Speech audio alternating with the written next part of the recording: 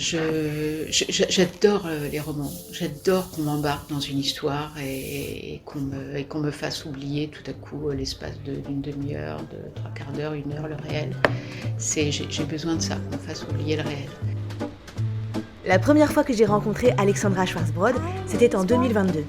Elle était invitée à participer à la première édition du Festival du livre de Sartrouville que nous avions créé et présentait son roman « Adieu Jérusalem » publié chez Rivage. Son éditeur m'avait dit « Ne sois pas impressionné, c'est la gentillesse même ». Il avait 2 fois raison. Impressionnée, je l'étais, face à cette femme romancière, journaliste, spécialiste du Proche-Orient, directrice adjointe de la rédaction de Libération et 1000 autres casquettes que j'oublie sans doute. Mais en effet, Alexandra est la gentillesse même. Pour cet épisode, nous avons pris un café dans son appartement, habité par les livres et les souvenirs. C'était peu après le 7 octobre, et dans notre bulle, nous avons parlé de livres pour échapper au réel.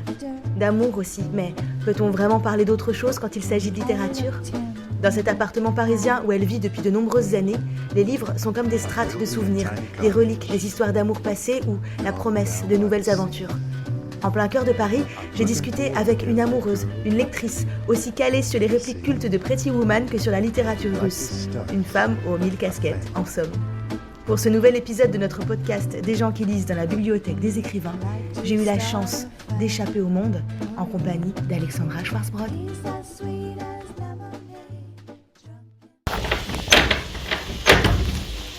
Bonjour, je suis un peu en avance. Ça va ? Ok. Ça va ? Ça va et vous ? Ouais, merci de m'accueillir. Pour venir Non, pas du tout. Non, ça va vite. Après, la gare du Nord est grande. Donc, je savais pas où il fallait sortir. Ah oui, j'aurais dû te Non, c'est pas grave, je regardais. Vous m'avez invité chez vous, Alexandra. Les livres qui sont là, ils sont là depuis longtemps. Comment ils sont arrivés dans votre vie au fur et à mesure ? Oh, ils sont là depuis très longtemps parce que donc j'habite dans cet appartement depuis 1983. Je le loue depuis 83. J'ai jamais réussi à en partir. Et donc, c'est des livres qui se sont accumulés. Dans mes étagères, il y a aussi bien les vieux SAS que je lisais, parce que je les piquais à mon père quand j'avais 12 ans, et que ensuite des romans, et même quelques vieux Jalna que j'ai évidemment dévorés quand j'étais enfant, pré-ado. Et puis ensuite, voilà, il y a toutes les périodes de ma vie, tous les Henri Miller que j'ai dévorés quand j'étais adolescente, et ça, c'était ma passion. J'ai eu une période Miller absolue, évidemment à partir de Miller, Anaïs Nin, Laurence Durel, j'ai tout dévoré avec... pour moi, c'était la vie, voilà. Et puis aussi, il y a tous mes dictionnaires de russe et tous les livres en russe que j'ai lus quand j'ai étudié la traduction, parce que je suis traductrice de formation. Et donc, vous traduisez le russe ? Ouais, mes langues de travail, c'était l'anglais et le russe. À Grenoble, où j'ai grandi, il y avait une petite communauté de Russes blancs, artistes, poètes, que fréquentaient pas mal mes parents. Et qui me fascinaient un peu avec leur accent, leur culture, leur blondeur. Et la langue est tellement belle, très difficile, mais tellement belle. Et donc, pour moi, lire Anna Karénine ou Guerre en russe, ça a été, mais j'étais tellement heureuse de pouvoir faire ça. Quelle est la place de la lecture dans votre vie ? Ça vous fait quoi de lire ? Et qu'est-ce que ça vous fait de ne plus lire, par exemple, si jamais ça vous arrive de ne plus lire ? Non, mais pour moi, c'est ça. Mais c'est pas du tout une figure de style. Mais pour moi, c'est vital. Enfin, surtout dans les moments, par exemple, les moments terribles qu'on vit en ce moment avec la guerre, l'attaque du Hamas et la guerre à Gaza. La lecture, c'est le refuge, c'est à la fois le refuge et l'échappement. Enfin, je sais pas comment dire. Je ne peux pas passer une journée sans lire. C'est la première chose que quand je m'assois dans le métro, j'ouvre immédiatement, ou même debout. Maintenant, je lis debout, en marchant, n'importe comment. Et le soir, avant de m'endormir, je ne peux pas m'endormir sans lire. C'est impossible. Oui, le cocon, le moment où on se retrouve à la fois seul et à la fois avec plein de personnages. Alors moi je lis essentiellement des romans parce que après les journées que je passe à Libé, où je suis abreuvée d'infos, de dépêches, d'analyses, de décryptage, etc. Moi j'ai besoin de fiction, j'ai besoin de m'évader. J'adore les romans, j'adore qu'on m'embarque dans une histoire et qu'on me fasse oublier tout à coup l'espace d'une demi-heure, de 3/4 d'heure, 1 heure, le réel. J'ai besoin de ça, qu'on me fasse oublier le réel. Et donc pour moi c'est vital. Si je lis pas, je suis terrorisée par la réalité et j'ai pas d'échappatoire, quoi. C'est ça, c'est un échappatoire, la lecture. J'ai vraiment un besoin de fiction, d'être embarquée dans une histoire. C'est vraiment comme si l'auteur ou l'autrice venait me prendre par la main et m'embarquer avec lui ou elle dans son histoire. J'ai besoin de ça. J'ai besoin de ça. Et de plus en plus. C'est vraiment, là, ça devient presque... Si je suis pas embarquée dans une histoire, je suis trop angoissée par le réel. Et vous pouvez lire partout alors. Partout, alors là vraiment. Mais je vous dis, même maintenant, de plus en plus, je lis en marchant. Parce que finalement, je me suis rendu compte que je fais toujours le même trajet pour aller à mon bureau. Donc donc je prends le métro. Et là, de toute façon, dès le quai, j'ouvre un livre. Et même si je suis tassée, je lève ma main en haut et je lis comme ça, parce que je ne peux pas concevoir de perdre du temps à être pressée et à rien pouvoir en faire. Et si le livre est très prenant, je continue en marchant puisque je connais le chemin par cœur. Et vous ne lisez que des livres papier. Écouter un roman ou lire sur liseuse par exemple? Non, alors liseuse, non. Mais alors là je suis pas du tout hostile, mais j'ai pas pris le pli. Ouais. Ce qu'il y a, c'est que j'aime bien... J'adore le contact charnel du livre, j'adore l'odeur, mais même par exemple à Libé, je reçois des monceaux, enfin comme vous, des monceaux de livres tous les jours. Pour moi, mais le bonheur, il arrive même quand je commence à décacheter l'enveloppe. Même encore aujourd'hui, mais j'adore ce moment où je décachette l'enveloppe et où je découvre de quel livre il s'agit. Et quand c'est un livre qui m'intéresse, il y a toujours ce petit moment d'excitation et de plaisir. Et donc, j'aime le contact du livre papier. J'adore le cornet, même souligné parfois, quand je lis pour le boulot. Moi, j'aime bien quand un livre vit. C'est-à-dire que pour moi, ça doit vivre, un livre. C'est-à-dire que ça doit... Et c'est pareil, ça se donne, ça se prête, ça s'offre. Le problème avec la liseuse, c'est que c'est difficile de donner, d'offrir, Et donc moi ça me gêne. J'aime vraiment bien ce contact physique et cette possibilité de donner un livre qu'on a aimé. Et vous précisiez quand vous lisez pour le travail, mais quand vous lisez pour le plaisir. Pour le plaisir, ça arrive de lire pour le plaisir. Bon. Enfin, pour le plaisir. Alors, qu'est-ce qu'on appelle lire? C'est ça. Parce que je ne sais plus lire gratuitement. C'est-à-dire, par exemple, quand je sais qu'un livre est en lecture à Libé par quelqu'un d'autre, même si j'ai envie de le lire, je ne le lis pas. Parce que j'en ai tellement qui m'attendent que je me dis, il y a quelques exceptions. Par exemple, Modiano. Là, le dernier Modiano, je l'ai gardé quand je l'ai reçu. En plus, j'ai vu qu'il m'avait fait une dédicace. Une dédicace de... Modiano, pour moi, c'est comme un pyjama en pilou dans lequel on se met l'hiver. J'adore l'image, je l'imagine dedans.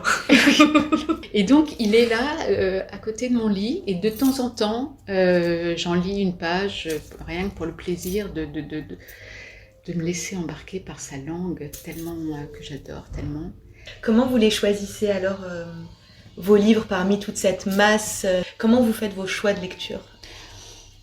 C'est très variable. Alors, il y a ceux dont je connais les noms, par exemple Olivia El-Kaïm, j'avais lu le Tailleur de Relizane que j'avais adoré.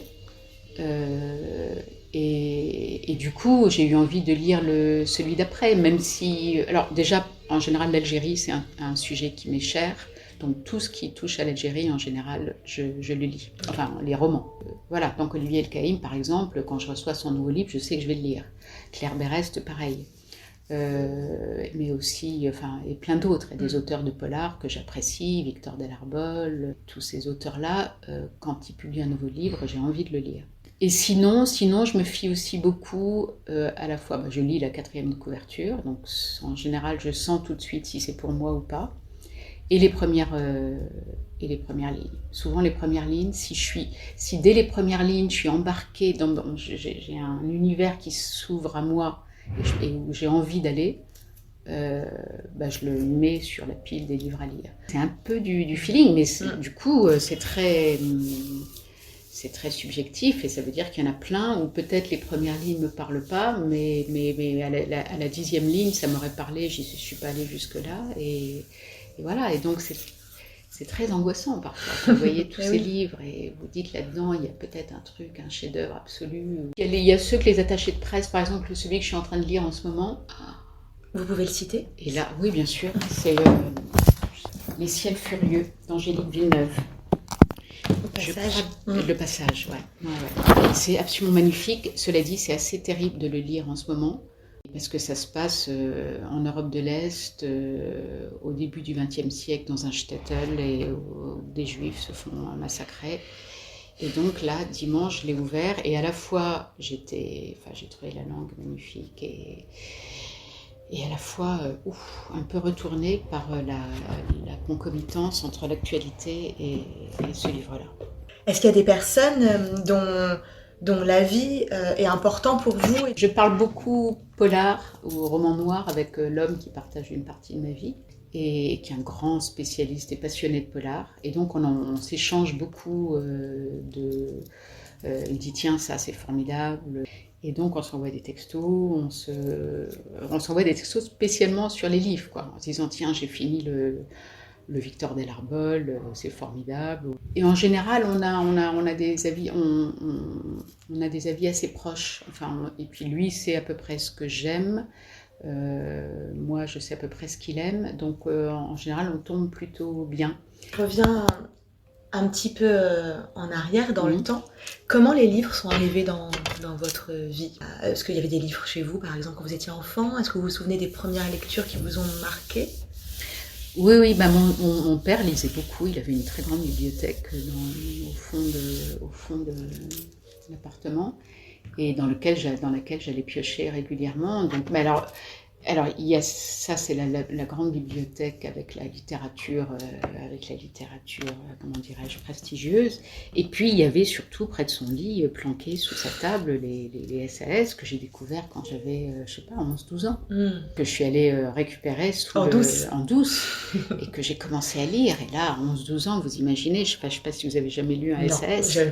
J'avoue que non. Il faut une fois pour c'est un truc de folie. C'est à la fois il avait tous les défauts de la terre. Ce Gérard de Villiers était à la fois sexiste, homophobe, misogyne, mais même plus que sexiste.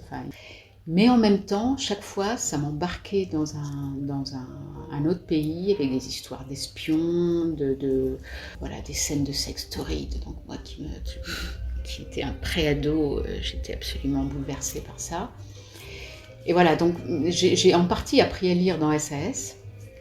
Et puis après, je suis allée piocher dans la bibliothèque de mon père. Et là, c'est là où alors je lisais des livres qui étaient très genre Roger Grenier, Maurice Girodias, tous ces livres très, très classiques et très fois qui m'embarquaient aussi. Alors chaque fois, c'était Paris aussi. Paris me fascinait. La ville de Paris, tout ce qui se passait à Paris. Que toute la vie se passait à Paris, quoi. Tout ce qui était important se passait à Paris. Et puis donc j'ai lu Anna Karénine, Guerre et paix, toute la littérature, une grande partie de la littérature. Tourguenieff, Premier amour de Tourguenieff, j'ai adoré. Tchekhov, j'ai adoré. Et puis j'ai eu ma période Henri Miller, où là j'ai lu tout Henri Miller, parce que vraiment j'étais fascinée, là aussi, par les scènes de sexe, Paris, ces déambulations dans Paris. Voilà, et puis comme je vous disais, Laurence Durel, parce que Laurence Durel, c'était le monde arabe, la Grèce, la Méditerranée, la Côte, Justine. Alors Justine, j'ai adoré Justine, je l'ai relue il n'y a pas si longtemps, et j'avoue que j'ai eu beaucoup de mal. Je me suis un peu ennuyée. Je me suis dit, mais comment j'ai pu être fascinée Donc je pense que ça correspondait à quelque chose, mais Justine, ça a été un de mes livres fétiches pendant longtemps. Un de mes livres cultes, c'est L'art de la joie de Goliarda Sapienza, que moi j'ai eu il m'a totalement bouleversée, et ça, je rêve d'avoir le temps de le relire. Et puisque vous citez l'art de la joie, il y a des livres comme ça, c'est très difficile comme question forcément, mais des livres comme ça qui vous ont tellement marqué que vous savez s'il ne fallait en garder que quelques-uns, ce serait ceux-là, donc il y aurait l'art de la joie. Ah ben l'art de la joie, c'est clair. L'art de la joie, c'est clair. Celui-là, il m'a considérablement marqué. Le Maître et Marguerite de Bouliakov. Que vous avez lu en russe ou en français? Que j'ai lu une fois en russe, une fois en français. Okay. Lui, je l'ai lu 2 fois. Et la deuxième fois, j'ai toujours autant aimé. Et puis, là, une de mes grandes découvertes de ces dernières années, qui pour moi a été un vrai coup de cœur, c'est Mathieu Bellesi. Ah oui. Attaquer la terre et le soleil. Attaquer la terre et le soleil. Moi, alors d'abord, ça se passe en Algérie. Et là, typiquement, quand je l'ai reçu, Mathieu Bellesi, personne ne connaissait, ou presque. Enfin, et j'ai vu ce livre, j'ai vu que ça parlait d'Algérie. Et donc, je l'ai mis sur ma pile des romans de la rentrée. Et j'ai commencé à lire. Et là, ça a été vraiment un coup au cœur, quoi. Son écriture, j'ai tellement aimé ce livre, donc je l'ai chroniqué. Et après, quand son éditeur, le Tripode, a ressorti, comment ça s'appelle ? Petit Roi. Petit Roi. Je me suis jetée dessus, j'ai adoré. Et je suis allée le voir à Rome. Alors, je voulais absolument aller rencontrer ce mec qui écrit comme ça, qui a cette... Et ça a été une des plus belles journées de ma vie, cette journée à Rome avec Mathieu Bellesi. J'ai découvert un homme mais absolument délicieux. Sauvage, pas du tout mondain, pas du tout, se prenant pas du tout pour ne jouant pas du tout les écrivains, simple. J'ai adoré, voilà, il m'a reçu dans son appartement, il m'a fait des pâtes, voilà, j'ai passé juste une journée et j'ai adoré cet homme. Et c'était avant qu'il ait le prix du livre inter et qu'il décolle du coup totalement et que son livre... Il m'a envoyé un très gentil mail il n'y a pas longtemps en me disant que son livre allait être adapté au cinéma, qu'il allait être adapté au théâtre. La Terre et le Soleil ? La Terre et le Soleil. Ah. Et enfin voilà, le mec d'un coup, il décolle. J'ai pleuré. Je n'ai pas pu m'empêcher de pleurer quand nous sommes arrivés et que nous avons vu la terre qu'il allait falloir travailler. Sainte et sainte Mère de Dieu. Des jours et des jours de voyage à descendre la Seine et la Saône et puis le Rhône sur des bateaux plats comme la main, tirés par des chevaux qui prenaient leur temps. Vous pouvez me croire, pendant que les hommes aux arrêts des écluses couraient faire ripaille dans les auberges et que nous autres pauvres femmes profitions de ce répit pour changer de linge et torcher nos enfants.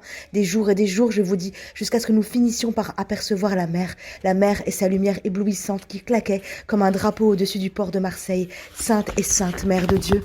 Et c'est dans un lazaret qu'on nous a parqués, nous autres naïfs migrants, et nous étions bien 500 là-dedans, 500 à chercher la frégate Labrador qui n'était pas à quai, et qu'il a fallu attendre une bonne semaine, 500 à tromper notre impatience en déambulant dans les rues de Marseille, à s'attabler aux terrasses des cafés balayés par le Mistral, à lécher les vitrines des magasins de nouveautés jusqu'à ce qu'on nous annonce l'arrivée du bateau, et qu'enfin nous puissions embarquer avec nos malles et tout un fatras de meubles et de quincailleries. Sainte et sainte Mère de Dieu.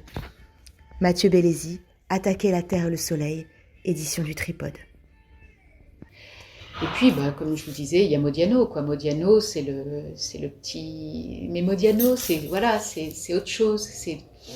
Je sais pas, c'est des lectures qui me rappellent des choses, mais je ne sais pas quoi. Des choses de l'enfance, des rêves aussi de Paris. Et donc, il est lié à des souvenirs d'enfance, à des souvenirs ou des rêves d'enfance. C'est juste une petite musique dont j'ai besoin, un petit shoot de temps en temps, un petit shoot pour repartir. Ça fait du bien aussi. On va aller voir votre bibliothèque après, si vous êtes OK. Mais vous me parliez tout à l'heure de tous les livres qui sont là depuis que vous êtes dans cet appartement. Vous gardez tout? Alors ça, c'est mon énorme problème. Pour moi, c'est un arrachement. Mais même les vieux SAS, j'arrive pas à les liquider, c'est impossible. Mais ils sont liés à des souvenirs de votre vie, quoi. Ouais, je sais pas. Puis je me dis toujours, j'en aurais peut-être besoin. Ce qui est idiot, parce que de toute façon, si je pars à Beyrouth, c'est pas un meurtre à Beyrouth c'est un autre Beyrouth. Ça n'existe plus, le Beyrouth cette époque-là. Mais je sais pas, c'est des parties de ma vie dont j'arrive pas.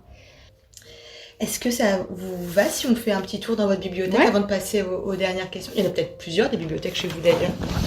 Non, il y a essentiellement celle dans les chambres. Il y a un seul endroit où essentiellement vous rangez vos livres? Oui. Voilà, donc ça c'est les piles de livres. Ça c'est les livres à lire.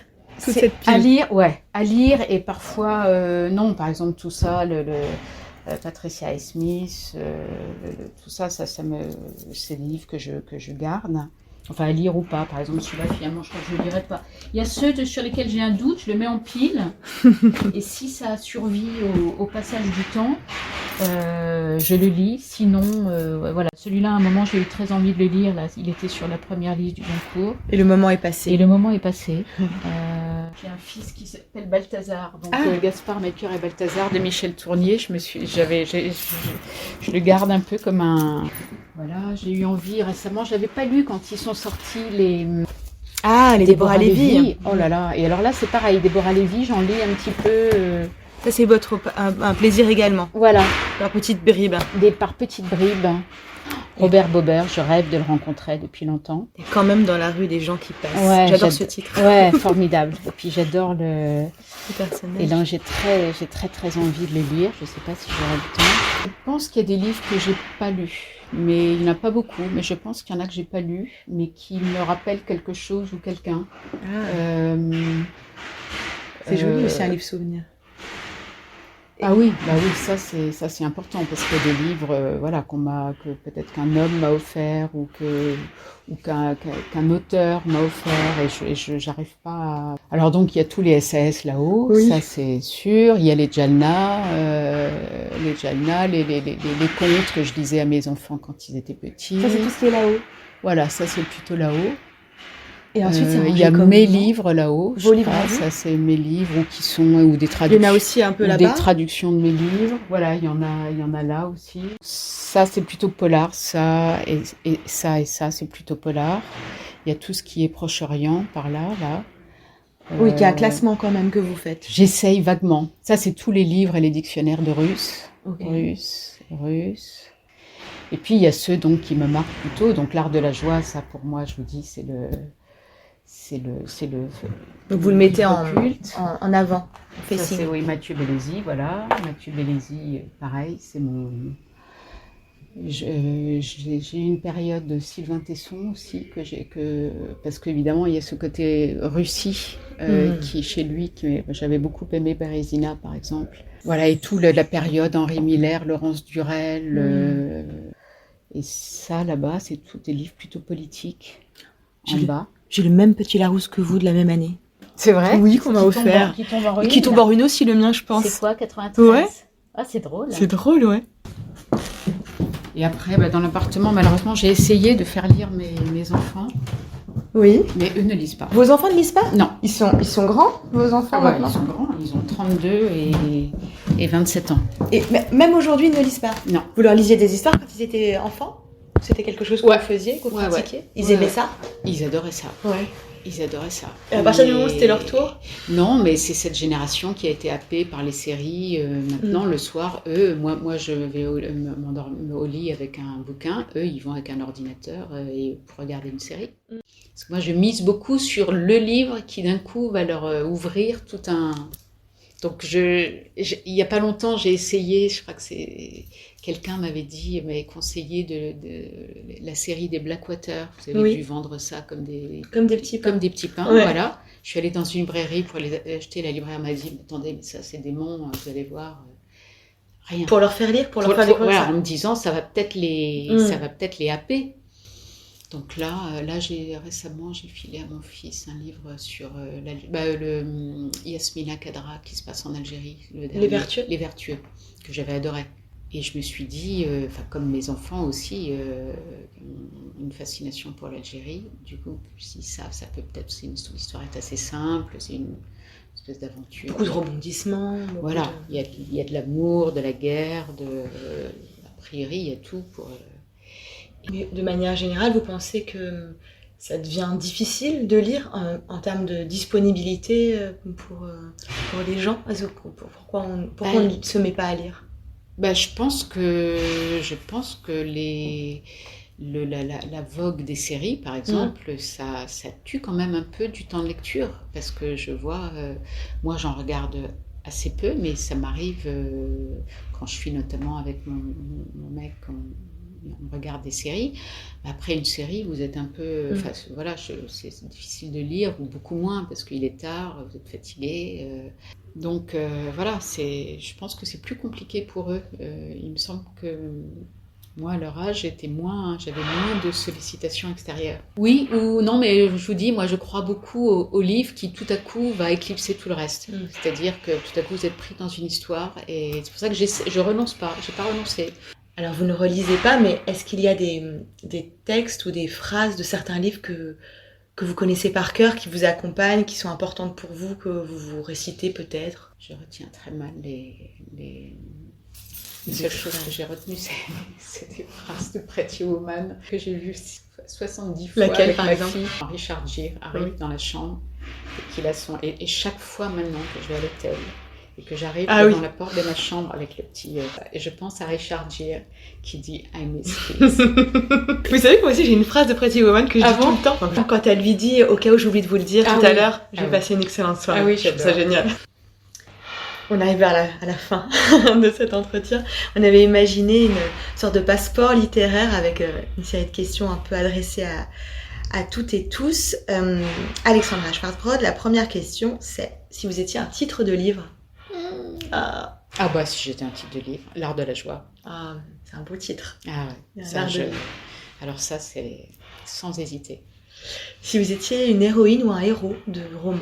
C'est difficile. Spontanément, mais c'est horrible parce qu'elle finit très mal, mais évidemment je pense à Anna Karénine qui m'a quand même beaucoup marquée. Est-ce qu'il y a un texte qui n'est pas de vous mais que vous auriez adoré écrire, dont la lecture vous a fait vous dire j'aurais aimé écrire ça?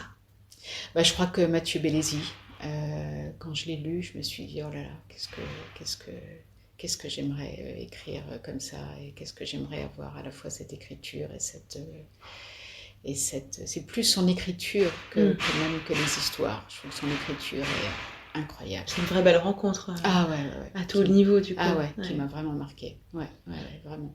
Et à l'inverse, est-ce que vous avez un souvenir de chagrin de lecture particulier? Vous pouvez entendre le mot chagrin comme vous le voulez. Un roman dont la fin vous a énervé alors que... Ah bah si, je sais. Si, je sais. Ça m'a traumatisée à vie. Le docteur Zhivago, c'est ma phobie. Il faudrait réécrire la fin. C'est mon angoisse. Ah oui, c'est mon angoisse totale. À la fin, les deux héros qui s'aiment passionnément, ils la cherchent. Elle est dans un bus et et le bus passe, mais vraiment 2 secondes avant qu'il il se trouve pas. Il se rate. Et ça m'a rendue malade. C'est mon angoisse dans la vie. De rater. Que les personnes ne se rencontrent pas, que les autres situations ne se présentent. Oui, à la fois que ce soit dans une histoire d'amour, de rater qu'un moment passe et de passer à côté de quelque chose d'important. Ouais, je comprends. C'est cette fin, cette fin, moi, ça m'a mis à la fois en colère, ça m'a effrayée. Enfin voilà, à l'adolescence, tout à coup, vous vous rendez compte que vous pouvez passer à côté de à la fois votre grand amour, votre destin. Enfin, et ça, c'est monstrueux. C'est très angoissant. C'est monstrueux. Alors vous interviewez déjà beaucoup d'auteurs, mais est-ce qu'il y en a un ou une en particulier que vous aimeriez particulièrement rencontrer, à qui vous aimeriez poser des questions? Peut-être quelqu'un, pas de vivant, un auteur d'avant, du passé. Bah non, mais je pensais à Modiano. Modiano, j'adorerais le rencontrer, par exemple. Pour moi, c'est un... Mais c'est possible encore. Vous pouvez le rencontrer. Oui, c'est possible, mais alors il me paraît, c'est comme s'il était plus là. Inaccessible. Pour moi, c'est une espèce de... Même pour vous? Ah, même pour moi, ouais. Peut-être Flaubert. Ah oui. Peut-être Flaubert, puisque j'ai écrit un roman dont j'ai piqué l'héroïne à Flaubert. Enfin, c'est lui qui me l'a inspiré. Et donc là, j'ai beaucoup lu sur cet homme et il est incroyable, cette espèce d'ogre. Et en plus, avec je pense qu'aujourd'hui, à l'époque de MeToo, je suis pas sûre que Gustave Flaubert, à mon avis, ça devait être une espèce de Depardieu. pas sûr qu'au fin de compte, au bout d'une heure, je serai toujours aussi enthousiasmée. Mais quand même, c'est un grand auteur, Flaubert. Goliarda Sapienza, qui en plus qui est morte de façon tellement tragique. Enfin, la vie de cette femme est un roman en soi. Et donc, après avoir lu L'Art de la joie, j'étais tellement malheureuse. Je crois que j'ai pas su avant de lire qu'elle était morte. Et donc, en refermant le livre, je me suis dit, il faut absolument que je rencontre cette femme. Et j'ai découvert qu'elle était morte tragiquement. Et ça m'a dévastée. Dans les particularités qu'on propose avec ce podcast, l'auteur qu'on a rencontré juste avant vous adresse une question sans savoir quelle sera pour vous.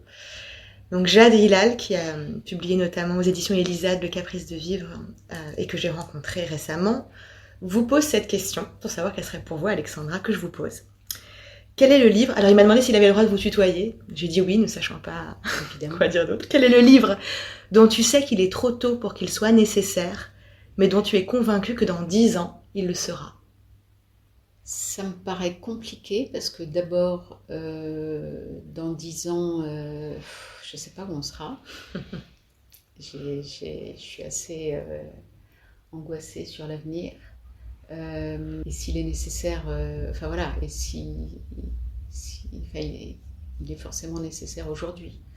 Non, je pense que je vais revenir à Mathieu Bellesi, qui est méconnu aujourd'hui, qu'on n'a pas assez lu, et qui, à mon avis, dans 10 ans, sera sans doute considéré comme un grand auteur et nécessaire. Je pense que plus que jamais, il faut vivre l'instant, peut-être l'instant tout de suite, celui qui suit, mais pas se garder des choses pour dans 5, dans 10 ans, parce qu'on ne sait pas trop dans quel état on sera tous, quoi. À votre tour, il faut que vous posiez une question à mon prochain invité sans savoir qui il ou elle sera. Est-ce que vous savez ce que vous avez envie de lui demander ? Quel est le livre que tu aurais rêvé d'écrire ? On lui posera, on vous transmettra sa réponse. Et merci beaucoup pour cet entretien, c'était super d'échanger avec vous. Merci Alexandra. C'était le podcast Des gens qui lisent dans la bibliothèque des écrivains avec Alexandra Schwarzbrod. Vous pourrez retrouver sa sélection de livres et les autres épisodes sur le site de la librairie www.lesgentsquilises.fr. Si vous avez aimé ce podcast, parlez-en à d'autres gens qui lisent. À bientôt à la rencontre d'une autre bibliothèque. Belle journée dans les livres.